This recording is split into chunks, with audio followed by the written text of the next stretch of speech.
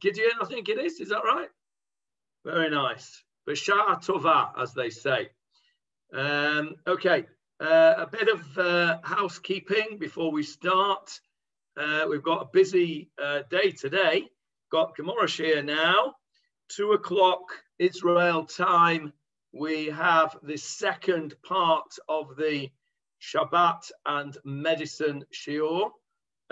If you didn't hear the first part, doesn't matter. I'm going to do a very quick summary of that, and then you can catch it up later if you want. Today, we're going to get into the nitty-gritty, actually, of how you're meant to do things on Shabbat if people aren't well.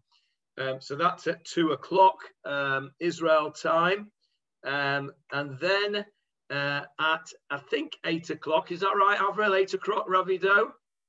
Yeah, 8 o'clock tonight, Ravido will give a shiur in English on how we go about things on Erev Pesach this year, because it's Shabbat.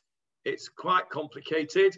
I thoroughly recommend that you listen to that if you can live, so that if you've got questions, you can ask him. Excuse me, will that be recorded? Because I can't listen to it. Okay, I was just about to say this very second. Avril, are you planning to join that shir tonight? Okay, so I'll ask. I'm not sure whether I will be able to make it live. I'm going to try. Ravido does a recorded shir, Johnny. Then what does he do with the recordings? Because he never advertises them. I don't know, Stephen. You know. No idea what he does with the recording. Oh, right. You always ask him to record. I will talk to him and we'll get it recorded in our usual way. I'll get him to make Avril a co-host. Avril will record it, and then it can be uploaded onto the usual place, and we can then send it out on all the Tchelet website, Facebook, email, and WhatsApp, so everybody can do it. But if you can join live, I recommend it, because you may well have questions that you want to ask. Obviously, you can ask questions afterwards if you can't manage to go live, but definitely it needs to be listened to one way or the other, because it's it's a bit complicated. It was 13 years since it last happened that Erev Pesach was a Shabbat, so it needs to be gone through. And then next, on Sunday, we will suspend the Tanakh Shir for a couple of weeks, and instead we'll do some Pesach stuff. This coming Sunday, I'm going to talk about Kitniot in detail, what it is, what it isn't, and where the Minhagim come in from. And then hopefully at the end of that, you will have some idea of which bit of the Kitniot story you want to keep and which you don't. You'll be given all sorts of different options. So that's on Sunday instead of the Tanakh Shir. And then the following Sunday, I was actually going to do the Erev Shabbat business, but since Ravido's doing it tonight, I'll do something else to do with Pesach, perhaps something for you to take with you through to the Leil HaSeder. So the next 2 Sundays, we'll suspend the Tanakh Shir and do Pesach things. We will carry on for the next couple of weeks on Wednesday with the Gemarah Shir, though, because that is my favorite shir. Right, okay. You're as lenient with Kitniot as Ravido is, Johnny. Well, since he asked me today for my source sheets, the answer is probably yes. Good. Right, let's start from Gemarah. Let me get the Gemarah up on the screen for you. There we go. We are on page 8a, Amud Daf Chet Amud Aleph. And if you remember, we are still putting our 2 verses from the chapter 1 of Dvarim through the mangle, and trying to squeeze out as much as we possibly can from these psukim. We'll go to the psukim in a moment.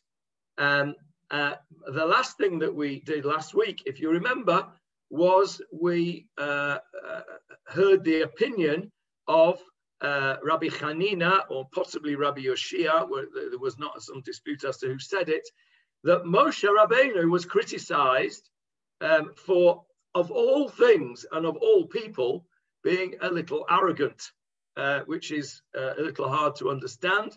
And I expressed the opinion that I thought was rather harsh.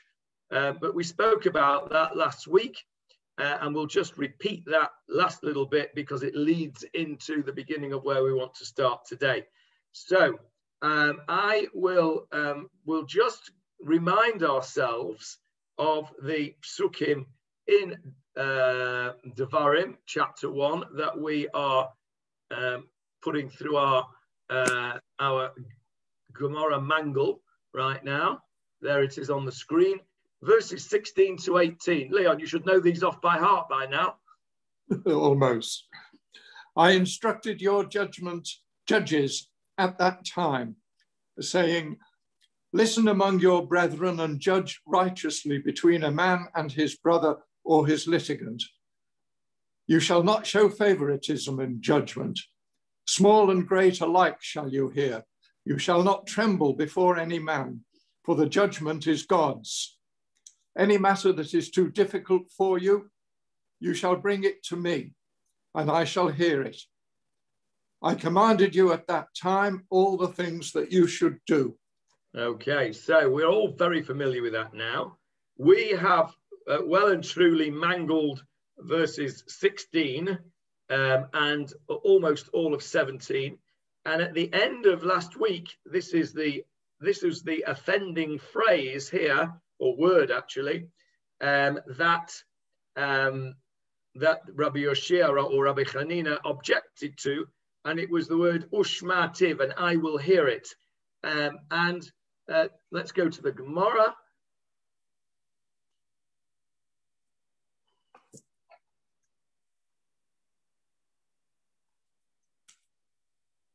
There it is. So Rabbi Hanina said, Moshe was punished for saying this, because what he should have said, instead of saying, I will hear it, he would have said, he should have said, oh, I'll go and find out from God what the answer is. And that was a little bit of an arrogance on behalf of Moshe. So what we said Johnny, he didn't say I will judge it. He said I will hear it.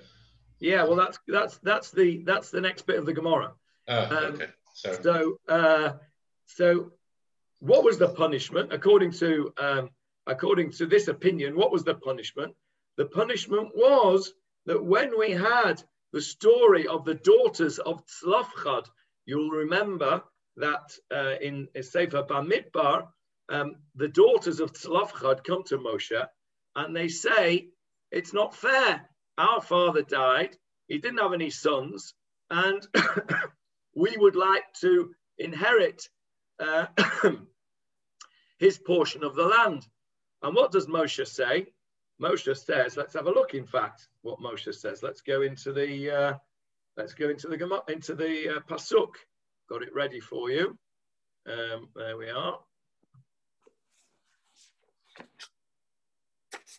Okay, can you see it? The daughters of Zelophehad. Yeah. So what Moshe said was, verse 5, Leon. And Moses brought their claim before Hashem. Hashem said to Moses, saying, the daughters of Zelophehad speak properly. You shall surely give them a possession of inheritance among the brothers of their father, and you shall cause the inheritance of their father to pass over to them. Okay, so what happened was Moshe didn't know the answer, and publicly, as it were, he was, inverted commas, embarrassed that he had to go off and ask God what the answer was. So that is said by Rabbi Yoshia or Rabbi Hanina to be a punishment for Moshe. So because the fact that he didn't know it, he wasn't taught it in the first place, or as we said last week, perhaps God caused him to forget it. But either way, it was, according to this opinion, a reminder to Moshe that actually doesn't know everything. And that is there was a criticism on the part of Rabbi Hanina or Rabbi Yoshia against Moshe Rabbeinu. That is where we got to last week. Yes, Liran, you've got a question. Yes, a quick question, sorry. Why was it necessary for the daughters of Zelophehad to ask their question? Why didn't Moshe Rabbeinu understand this initially? Why was it necessary? Why did Hashem orchestrate it this way? Okay, good question. And if you just hang on.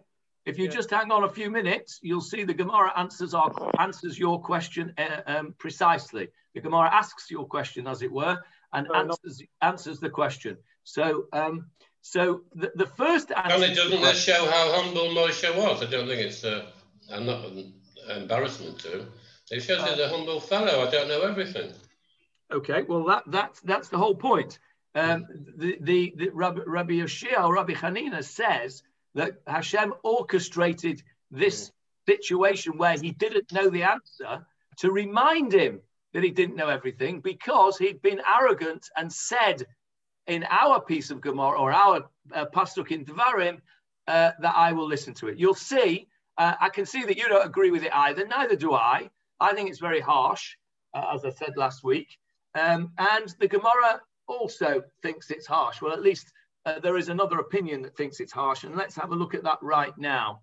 Let me get the Gemarah back on the screen. That was the opinion of Rabbi Hanina, and some say Rabbi Yoshia.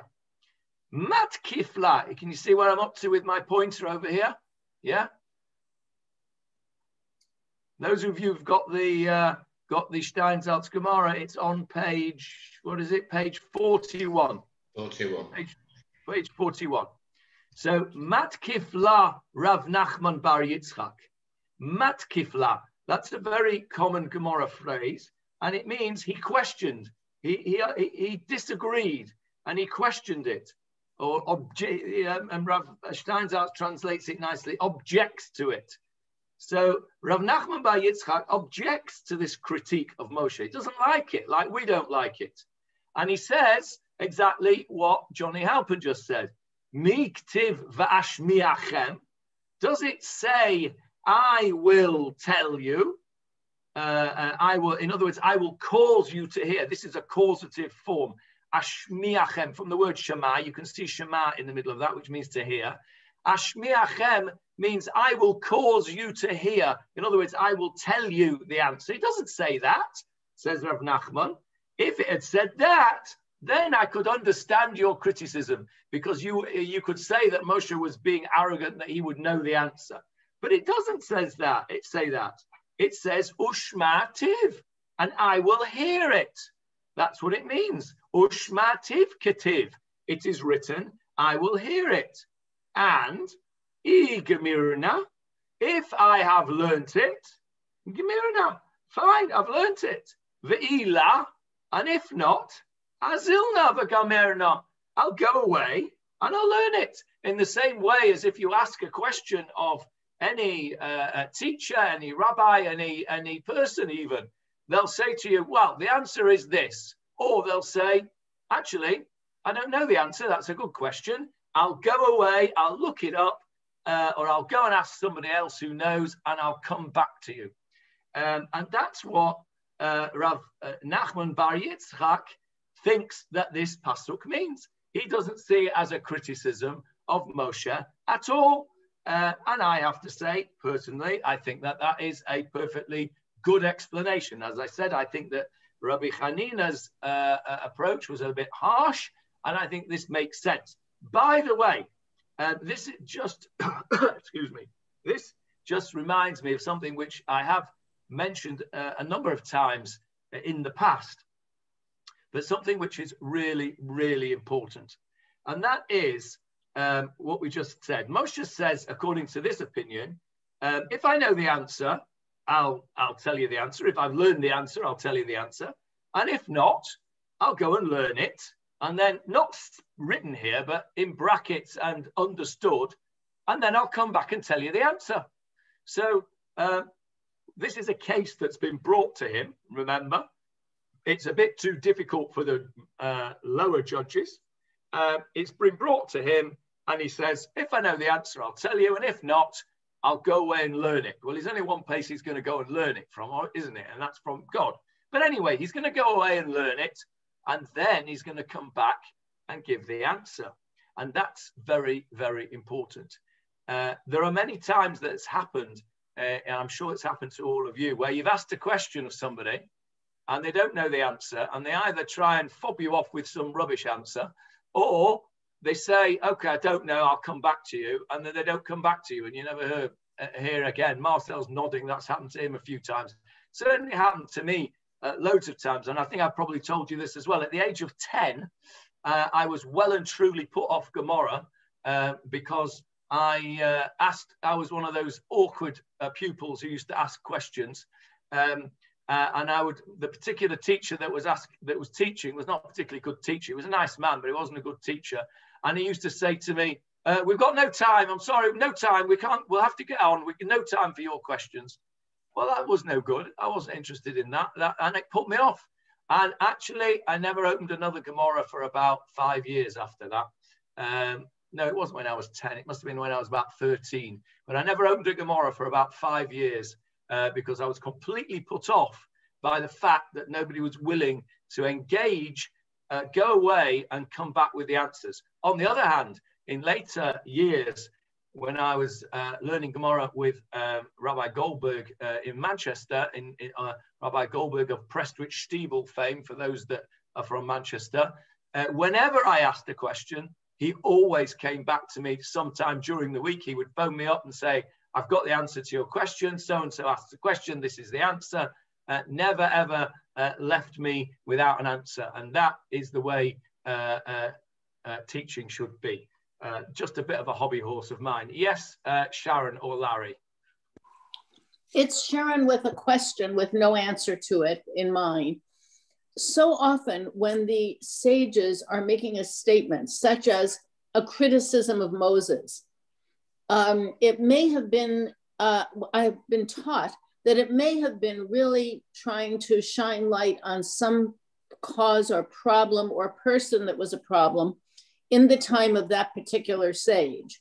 And so I'm wondering if this may have had a somewhat political agenda as opposed to being ad hominem, sort of, saying, oh, let's pick on Moses today, that perhaps something was going on in that teacher's community that required a heretofore very leading and respected person to suffer some criticism. Just a thought as we look at our own times and see how people change in our perceptions. I think that's an interesting point. There is a very well-known psychological phenomenon called transference. And that is that, and we see this very commonly, that when a person criticizes somebody else, it's usually because they are sensitive to that particular issue, because they have that same problem themselves, or they see it in their own lives. There's a famous Gemarah somewhere, I can't remember exactly where it is, which says that a person is like a mirror. And so when you look at somebody else and you see a fault, actually what you're seeing is the fault in yourself. So to take what Sharon just said even a stage further, perhaps the rabbi who was criticizing Moshe had that particular problem himself, and saw that problem in Moshe and actually was looking in the mirror and reflecting it of himself. Or perhaps, as Sharon suggests, it was something to which he was particularly sensitive. That, of course, is what we do all the time. And we're going to do it in a few lines further down the Gemarah. I'm going to point out to you, we may not even get to it today, but it's down here on page 42 over here, if we get to that today. I'm going to point out to you that the Gemarah over there is very contemporaneous. It's very relevant for us today. And of course, that's really what we need to be doing. What's the point of learning all this if we don't see lessons for ourselves? It's maybe just that some people learn it because it's interesting and it's an intellectual pursuit just to sort of test their brain cells. But for me, somebody who is, I think, rather sort of practical person, if I can't learn something from it personally, then it doesn't have as much value as if I can. So I think that what Sharon is saying there is right.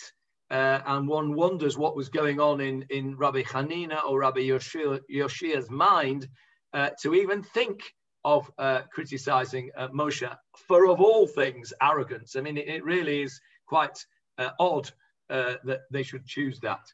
But Rav Nachman Bar Yitzchak is not buying it at all. And he says, not at all. He doesn't say that. He, on the contrary, is saying, I'll hear it. And I may not know the answer, but I promise you, if I don't know the answer, I'll go away, I'll learn it, and I'll come back to you and I'll give you the answer.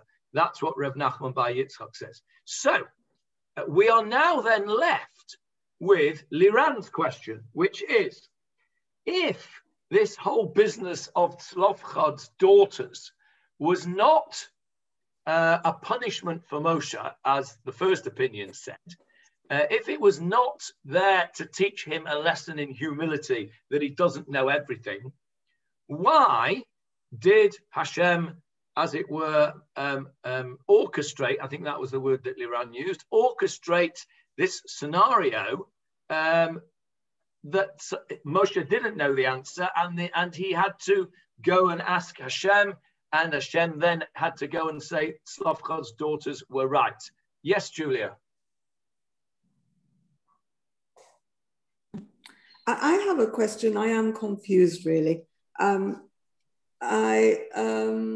know that Moshe was punished. He says this, that the cause that is too hard for you, you shall bring to me and I will hear it. But there must have been other cases. There must have been many other cases where he said, where he had to hear it. Not just this one particular instance. I personally do not agree with Rav Nachman Bar Yitzchak, because if I would have thought it generally follows that I will hear it means I will hear it and I will give judgment. And I don't think that's unreasonable to assume that. But my main concern is we know he was punished, and we do know that there can't have been just one single instance, which, I mean, it's obviously a very interesting instance about the intestacy, but it must have happened on several occasions. So I am confused, really. So what you're saying is you're confused because there must have been other cases that he didn't know the answer to. Yes, yeah, absolutely. Okay, well, we're going to see another case that he didn't know the answer to in a little while. And we're going to talk about that. And I think that what Rav Hanina, the first opinion, is saying is that actually, no, there should have been no case that he didn't know the answer to, because remember, he was up there for 40 days and 40 nights learning everything that God had to tell him. So why should he not know it?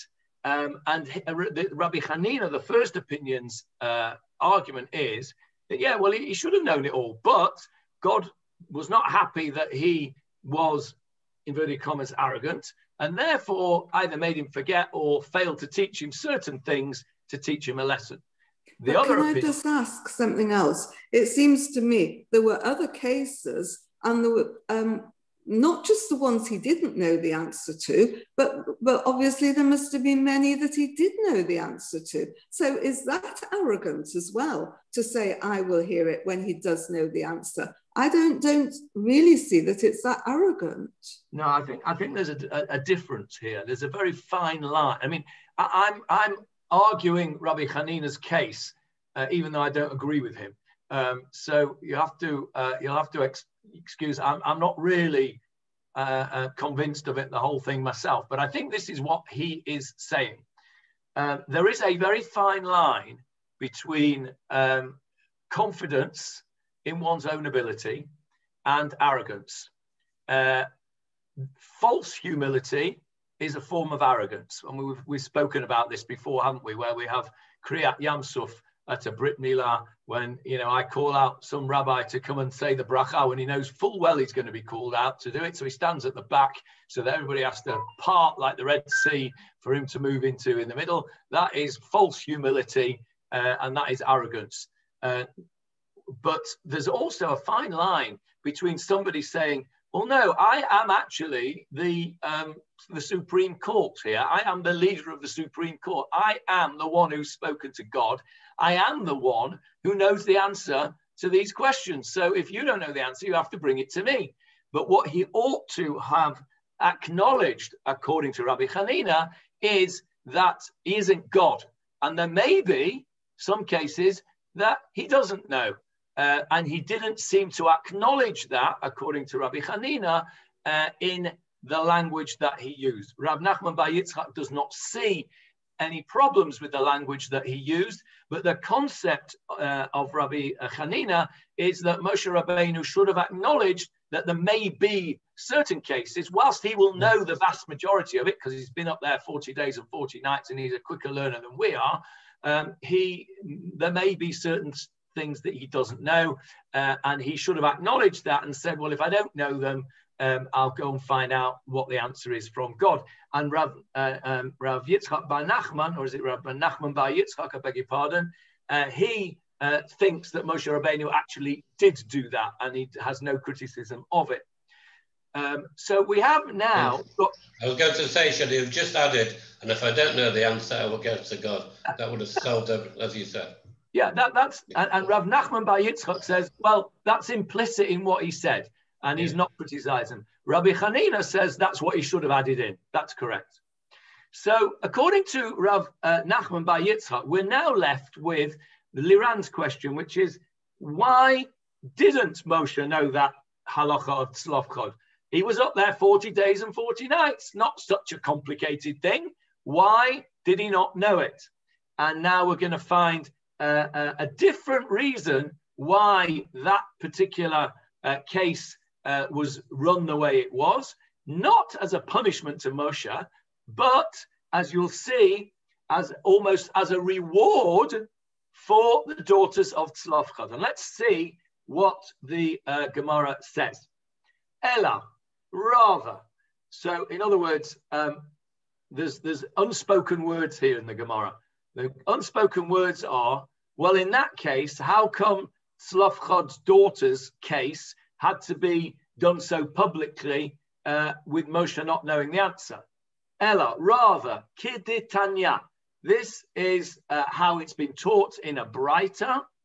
In other words, there's another explanation why Moshe didn't know this and why the law had to be revealed in the way that it was.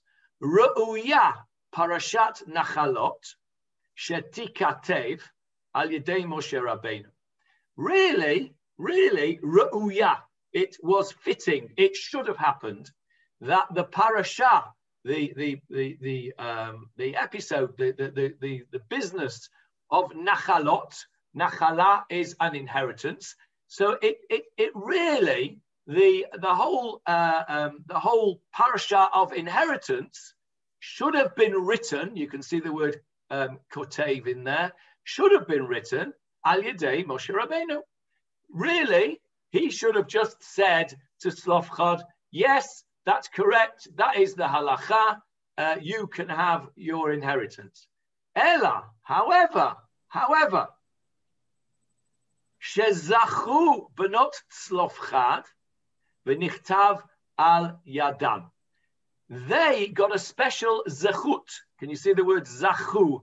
That's from the same word as zechut, which means a merit. They merited, the daughters of Zelophehad merited that this halacha should be written via them. In other words, they should have a case brought in the Chamishei Chumshei Torah, in the Torah itself. Their case is a famous case. Everybody in the whole world knows it for Olam Va'ed, forever and ever, because it's in there in the Sefer Bamidbar for everybody to see. And if it wasn't in there, nobody would ever have heard of the daughters of Zelophehad. Moshe would have just said, yeah, that's the halacha. We don't know every single case, like Julia said. We don't know every case that came to Moshe. We know this one because he didn't know the answer and he had to go and ask God. So what was it that the daughters of Zelophehad did that was so good that merited them, if that's the correct construction, this mention in the Torah, and that this halacha should be spoken about through them? What was it that was so good that they did that gave them that particular reward, as it were, that they should have this halacha explained through their case? Any offers? We can't hear you, Julia. You're muted. Is it women's lib? Oh, well, it could be, couldn't it? Yeah. Yesterday was International Women's Day, by the way. So in recognition of International Women's Day, the Torah brought in Benot Zelophehad. Possibly. I mean, maybe. You can argue that if you like. This is an unusual for the time. Remember, we've got to look at it in its historical context. Women had no rights whatsoever, generally speaking, in the world at that time. So this was quite revolutionary at that time. So maybe it was just a peg to hang on for us to later on in the 21st century say, see how modern Judaism is. 3,500 years ago, the daughters of Zelophehad got their inheritance when everybody else was downtreading women, if there's such a word. Yes, any other offers? I was going to say they did it the right way. They asked the question. They weren't sure what to do. They didn't want to just go and crap the land. So they asked the question. Let's do it properly. Okay, you could say that they asked it in a nice way. They went to the leader.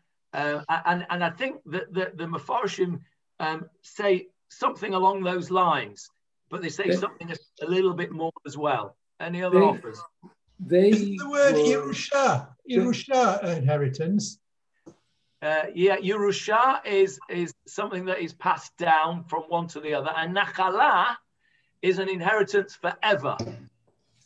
So that's what we were promised. The land we were promised, the land to Abraham as a Nachala. The word Nachala has a much stronger connotation than Yerusha. A Yerusha is what you'll get from somebody in a will. A Nachala is an everlasting inheritance that goes through the family, and you are just the what's the word? You are just the guardian of that item. There's a famous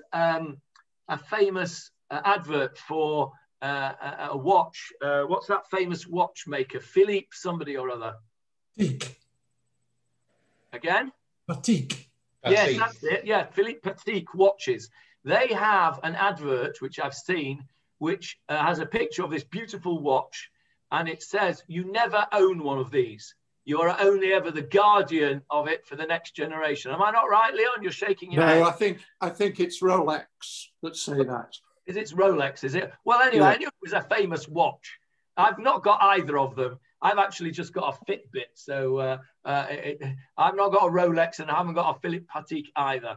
So it doesn't really matter to me which one it is. But either way, the advert was obviously caught my eye, because what it said was that you never really own one of these. You're only ever a guardian of it for the next generation, and that's what a nachala is. So if you had a Rolex, Marcel, I don't know if you've got, maybe you have got a Rolex, but your Rolex will be a nachala for the next generation. It won't be a Yerusha. It will be a nachala, according to the advert, anyway. Okay.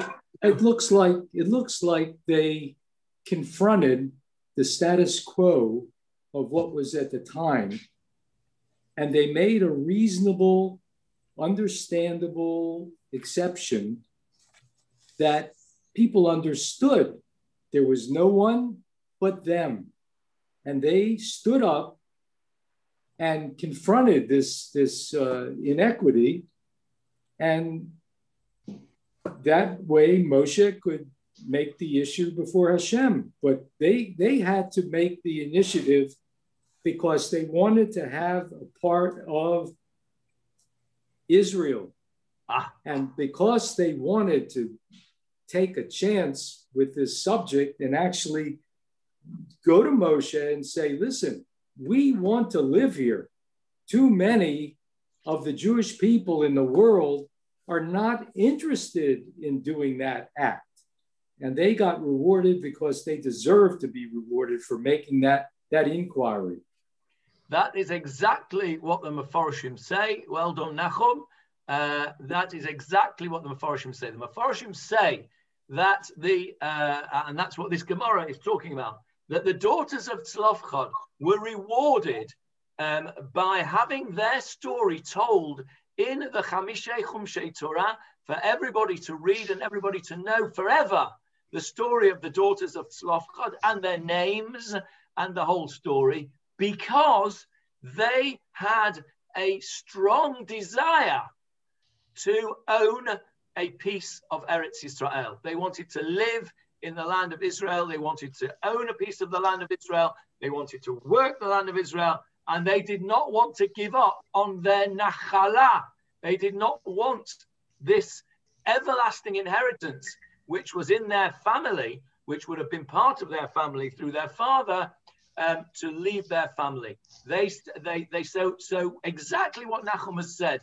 They demonstrated a tremendous love of Eretz Yisrael, and because they demonstrated that great desire and love for Eretz Yisrael, they were rewarded with this halacha being said in their names. Let's have a look at the psukim again. We're in Bamidbar chapter 27. It's on the screen. Can I just butt in there? You know, somebody was talking about it's Women's Week and it's, you know, women have got rights, but this was only very exceptional because the vast majority of women wouldn't have any right to inheritance anyway. It was only because there were no males. Yes, that is true, but even that was progress, Michael. Oh, okay. In its historical context, I mean, you have to, it's a bit like the sacrifice thing. You know, really, ideally, according to the Rambam anyway, ideally, when we talked about, we had to come and serve God. If it hadn't been for the Egel HaZahav, the golden calf, we wouldn't have needed a mishkan. We wouldn't have needed sacrifices. God, as it were, saw that in its historical context, the people could not cope without some kind of physical avodah, because that's how everybody did it in those days. Even though ideally we would have liked to have moved away from that.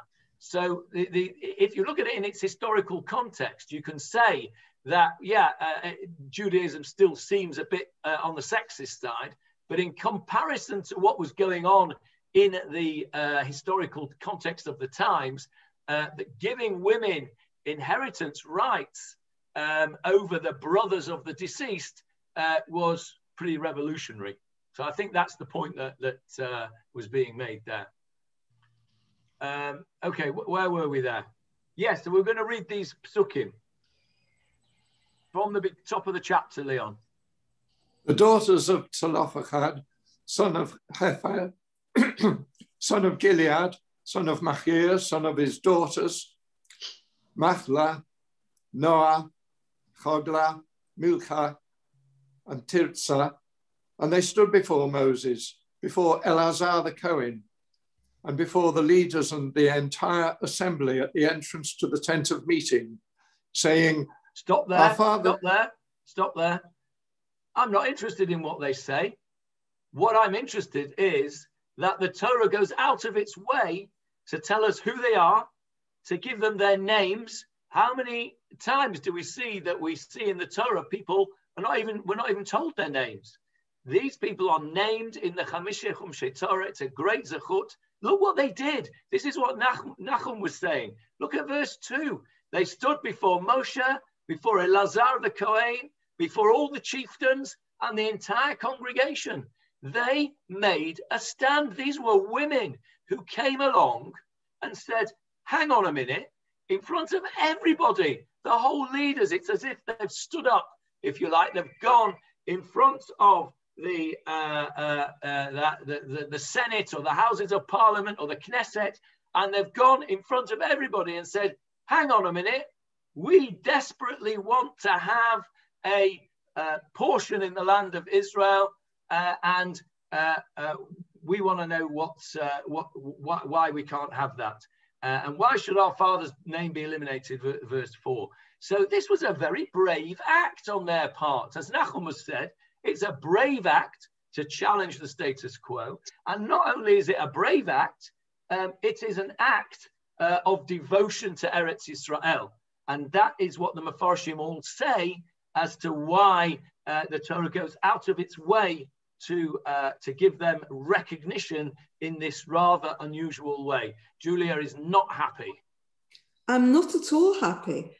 I wonder, the Mefarshim that you're talking about, were they written by men or by women? I think that the point about having the land in Eretz Yisrael, it's lovely, it's profound, but it's not what you get from what we're reading. What we're reading is that women are asserting their rights in an intestacy. And if the Mefarshim were all written by men, then I think that they're missing a point. Okay, what do you think they were written by? Who do you think they were written by? Oh gosh, no, I'm not in any position to state. I'm closing my case. Well, I think that you think that they were written by men, and you would be right, of course. Of course they were written by men. And they were written by men in an age if we're talking about the Rishonim, Rashi, etc., we're talking about in the Middle Ages, we're talking about a time when women were definitely still chattels and had no, remember, it's only 120 years since the suffragettes, not even that, I don't think. So, you know, we are, the progress, if you want to call it that, which has been made in terms of the equality of the genders is very, very modern. And looking at it in its historical context, because we cannot divorce the Torah from its historical context. The same way as Moshe could have added the 3 words, I don't know, if I don't know, I'll go to God. They could have said, give us a portion, and they could have added, in the land of Israel. They weren't bothered if the father would have died outside Israel, they still would have asked the same question. No, this is about the land of Israel, actually said so. Look at it, verse 7. Yeah. Verse 7 is talking about the achuzat nachala. Achuzat is the possession of land. It's land. They're talking about land. It has to be in Israel. They don't mention give us a portion of the land in Israel. Give us the. But that's what they were talking about. They were saying that this is about dividing the land. So if you happen to be in Israel, that's what I'm saying. Well, where else would it be? That's where they were going. Yeah, but it could have been out of Israel. They would have asked the same question because that's inheritance laws. Okay, well, in agreement. So you're in the Rabbi Hanina camp here, Johnny, and you're critical of them and saying they were just chapping. They just wanted to chap the gelt, right? And it's nothing to do with the fact that they were desperate to have a connection to Eretz Yisrael.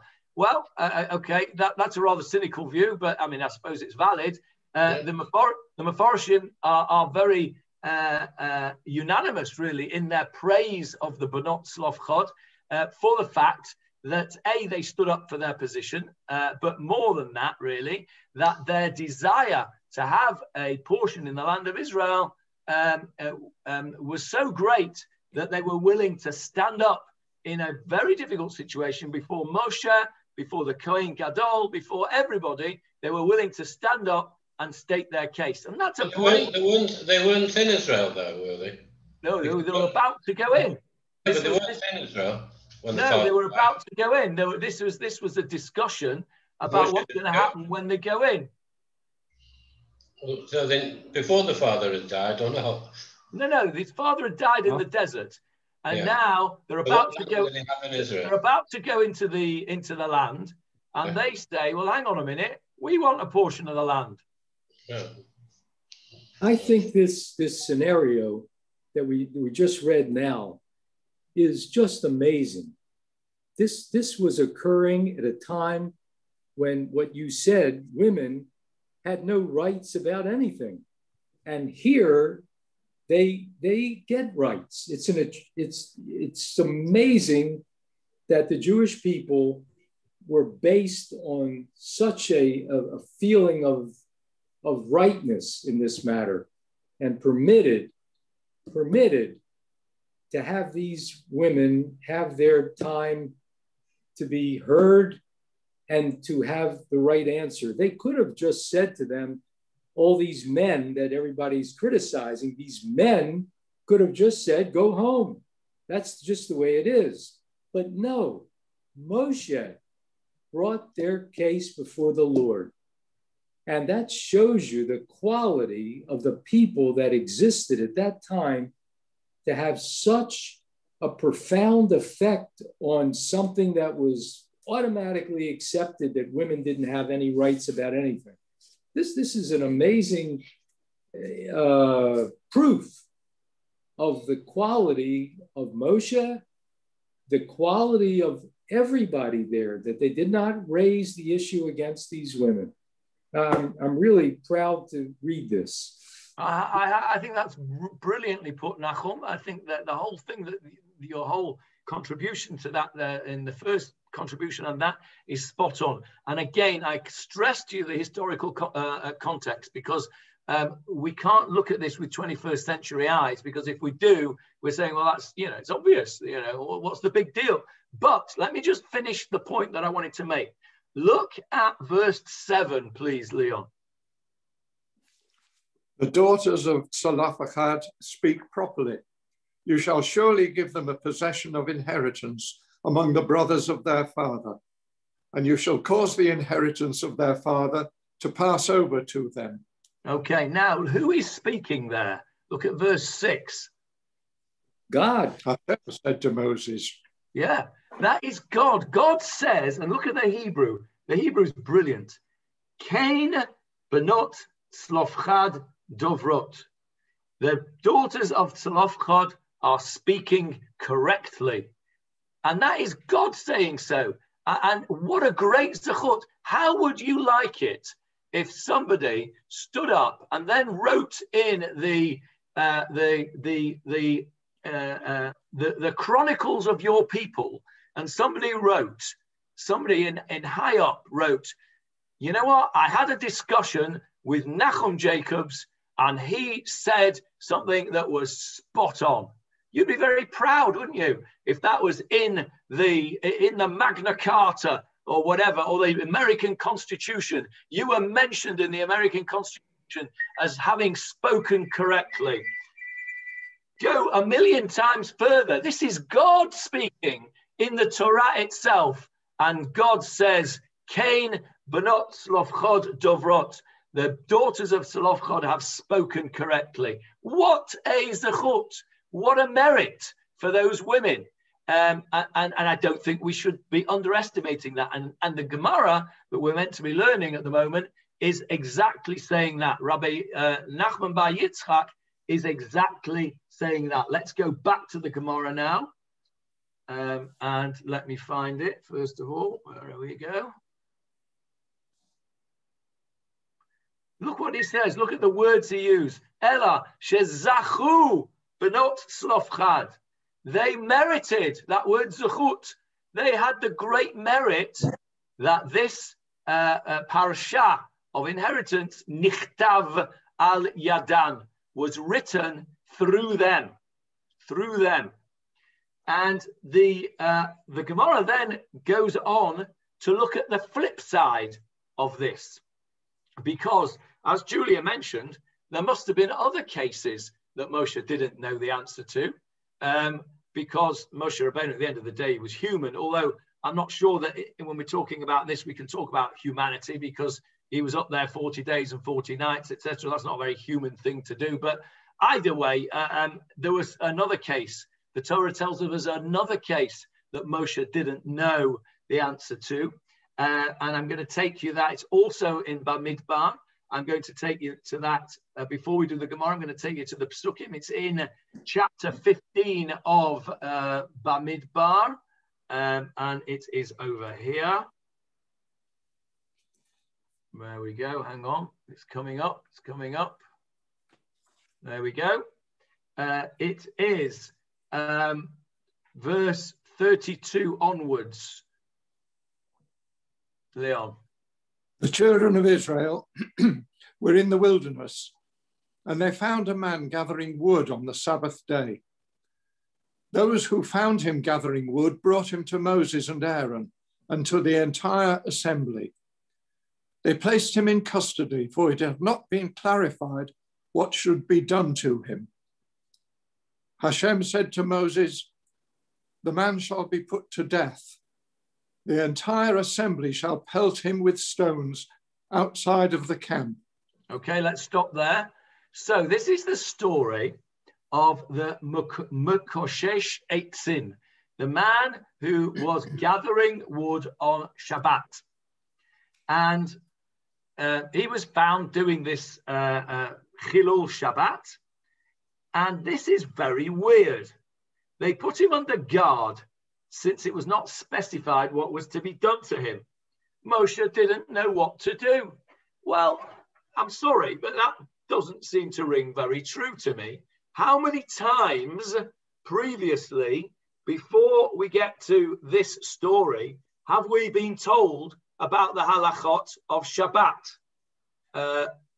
Avril knows the answer to that question because she very kindly produced as part of the source sheet for the shiur this afternoon, or last week's version of it anyway, all the places in the Torah where Shabbat is mentioned. And in fact, on the source sheet, we didn't even have all of them. I got fed up with writing them all, there were that many of them. But there's loads of them. It's mentioned all over the place. We can think about it in the Ten Commandments. It was in last week's Sedra, V'shamru b'nei Yisrael.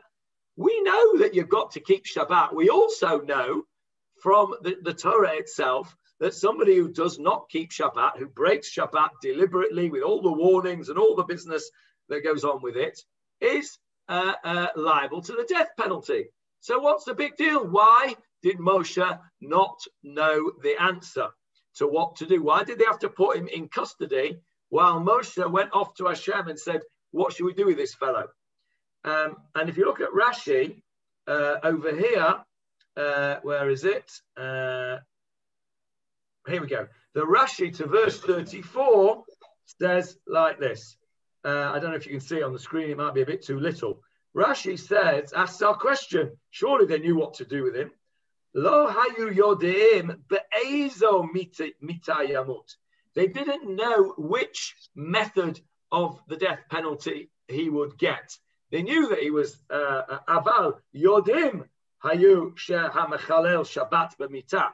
They knew that somebody who profaned Shabbat in public with warnings and all those other things had to have the death penalty. What they didn't know was which of the different methods of death penalty he was to have, because this is the first time it had occurred.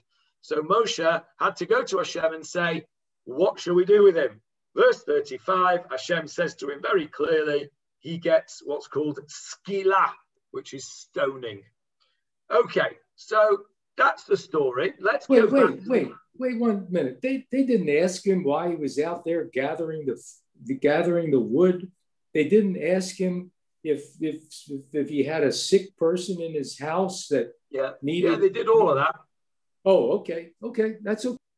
They did all of that. They did all of that because you're only chayav misa if you A, know it's Shabbat, B, know the halacha that you're not allowed to do it, C, you've had a warning from two people that says, do you know it's Shabbat? Yes. Do you know you're not allowed to gather these things on Shabbat? Yes. Do you know that the punishment for this is the death penalty? Yes. And I'm going to do it anyway, despite all of those things. And here, look at me, I'm doing it. That's the scenario. Otherwise, it wouldn't have been chayav mita. Okay? So yeah, all those things have been asked. That's understood by the fact that he gets the death penalty, because if any of those conditions were not met, then he would not have been liable to the death penalty. So your question is valid, and the answer is yes. It's not explicit, but it's implicit. So let's go back to the Gemarah now and have a look and see what the Gemarah says. Why is it bringing this case? Well, it's obviously bringing this case because this was another example that Moshe didn't know he had to go and ask. So why did he have to go and ask? The same question that we had with Zelophehad. And it's the flip side. We said with the daughters of Zelophehad that they had a merit. Because they'd done such a good thing, they merited to get a mention in the Torah on this halacha. This is the flip side. Because this fellow had done such a bad thing, he gets the ignominy, whatsoever the word is, ignominy. Well, anyway, that word, he gets that word of being mentioned as the wood gatherer. We're actually not told his name, but nevertheless, this case is spoken about in detail. In other words, the halacha is learnt through this bad man who was obviously somebody who had been warned. He knew it was Shabbat. He didn't have a sick person in his house, and he was doing it dafka because he knew it was an act of rebellion. That's why you are chayav mita. You're not liable to the death penalty for accidentally breaking Shabbat if you forget it's Shabbat or you don't know the halacha. This is an act of rebellion. You are warned there and then, immediately before the act. Don't do it because it's forbidden. You do know, don't you? It's Shabbat. You do know that this is forbidden. You do know that this is in the Torah 1,000,000 times. You do know that God doesn't want you to do this. You do know that you're liable to the death penalty. Yes, and I'm doing it anyway. That is an act of rebellion.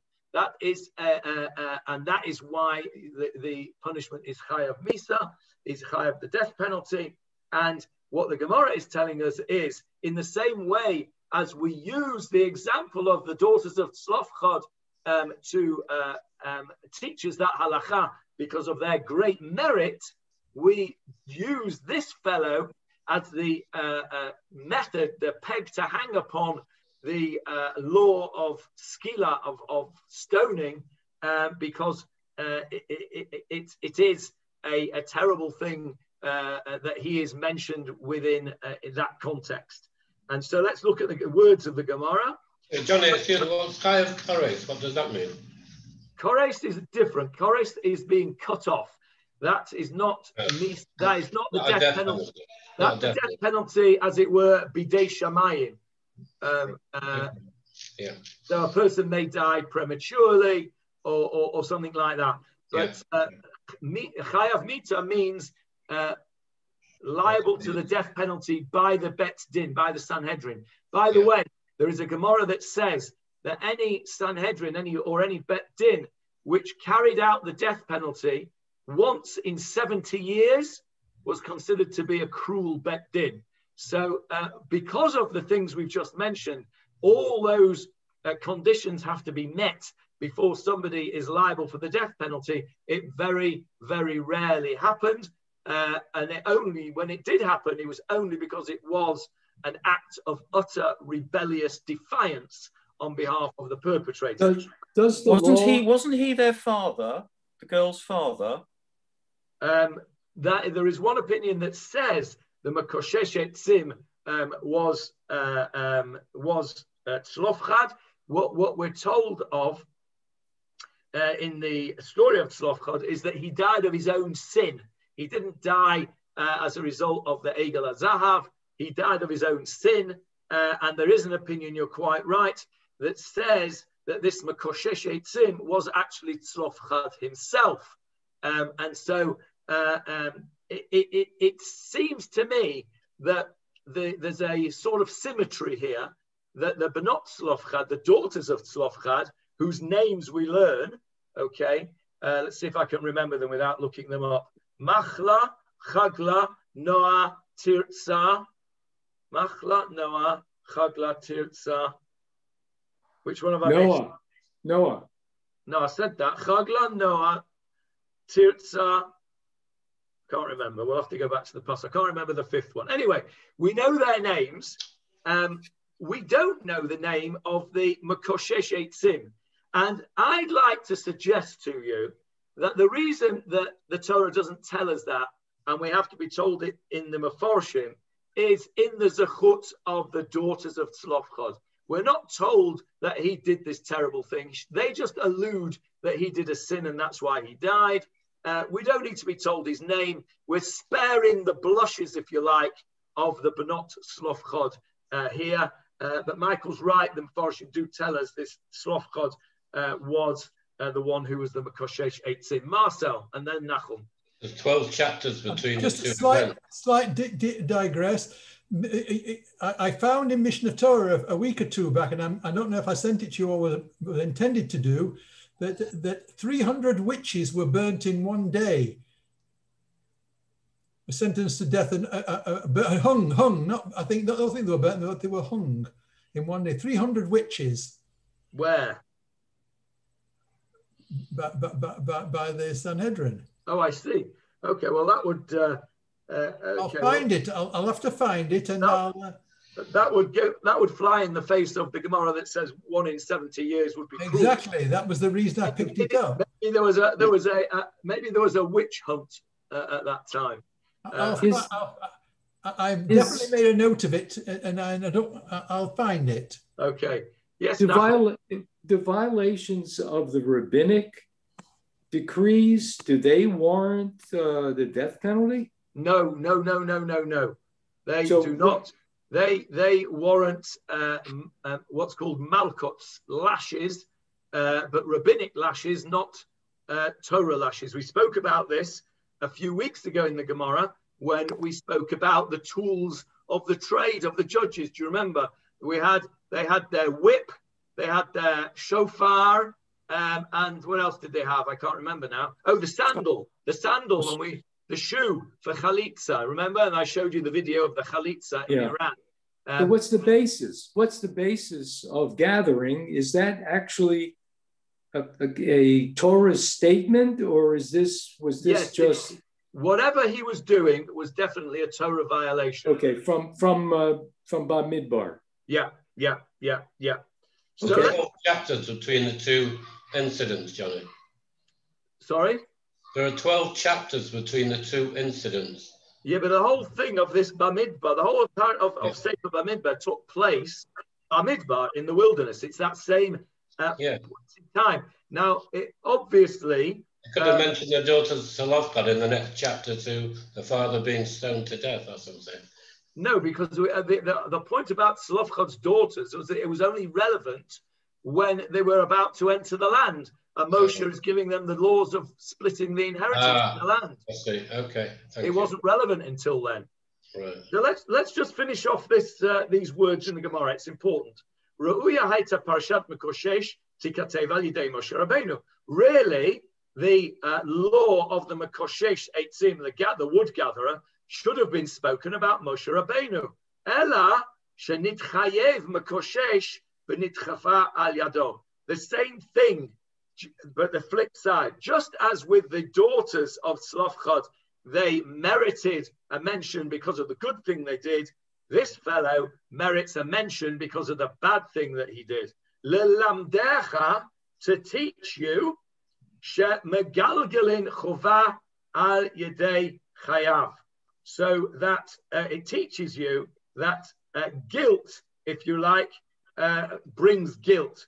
It's one thing comes over another. You are guilty of something, you get something else. Uzdechut al yedei zakai, a merit by means of the innocent. So what it means is that good things are spoken about via good people, and bad things are spoken about by people who do bad things. And that is the explanation of Rav Nachman Bar Yitzchak as to why these things were not known by Moshe Rabbeinu. Really, they should have been, but the Torah goes out of its way to give a zechut to the daughters of Zelophehad. I'm going to try and remember these names now. I'm going to go back to the Pesukim because I want to remember them. where are they? 27. Okay. Machla, Noah, Chagla, Milka. That was the one I missed. Milka. Machla, Noah, Chagla, Milka, and Tirzah. Okay. Give us the 10 sons of Hammon then. Go. Oh no, I can't. I can only do that in one breath. I can only do that in one breath, Johnny. Okay, so that's a good place to stop with the Gemarah, because we're going to go on to the next bit of the pasuk next time.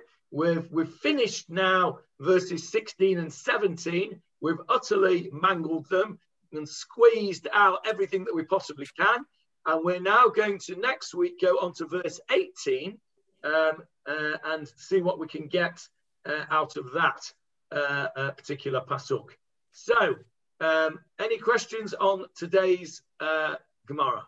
Yes, something a little bit strange. There were 5 unmarried daughters at that particular point in time. It seems a little bit odd, unless they were very, very young, 12, 13, 14, 15, because one would have expected at least 1 or 2 of them being married.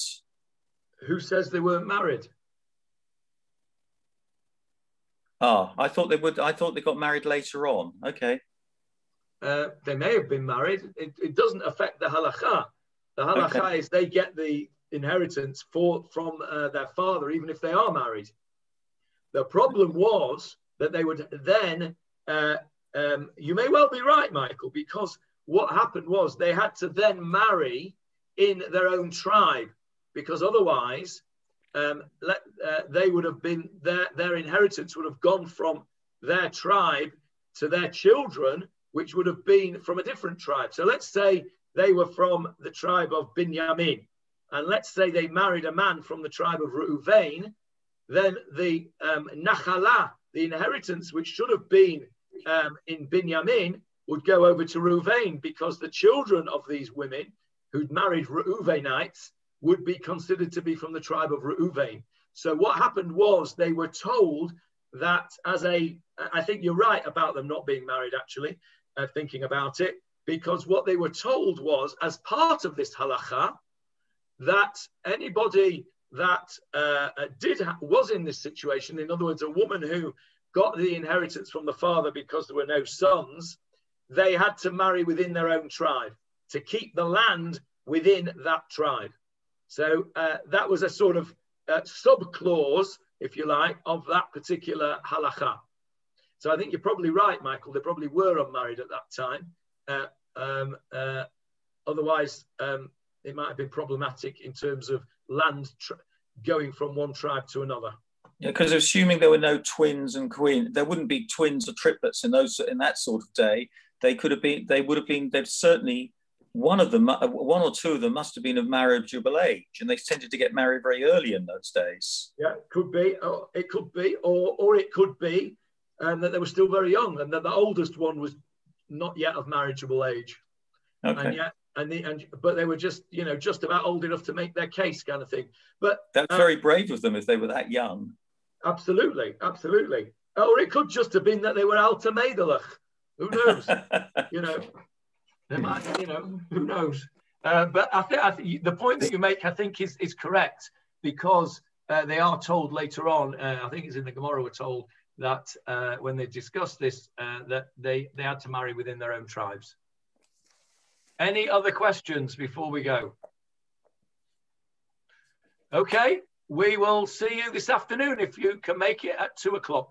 Otherwise, whenever. Thank you, Johnny. Good morning. Thank you very much. Thank you, Johnny. Excellent. See you later. Thank you. Bye.